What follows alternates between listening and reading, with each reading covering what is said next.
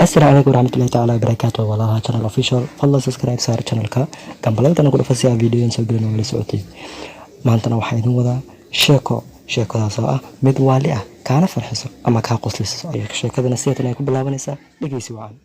bari baa naag wariye ah wareysatay nin laba dibi beer ku qato marka waxa uu dhacay wareysigu sida tan. naagta ayaa weydiisay ninkii dibiyadaada maxaa cunto ahaan u siisaa. ninkii ayaa weydiiyay ma kan cad mise kan madow. naagtii ayaa u jawaabtay kan cad.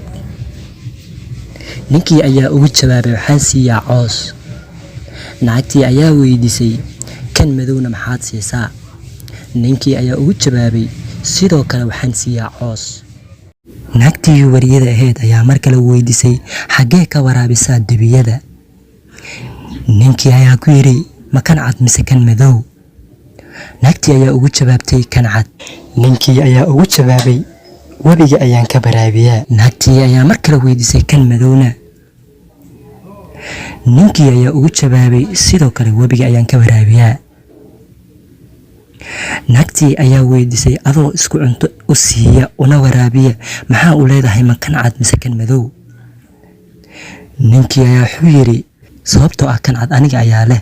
naagtii ayaa weydiisay mar kale kan madowna. ninkii ayaa ugu jawaabay sidoo kale anigaa leh.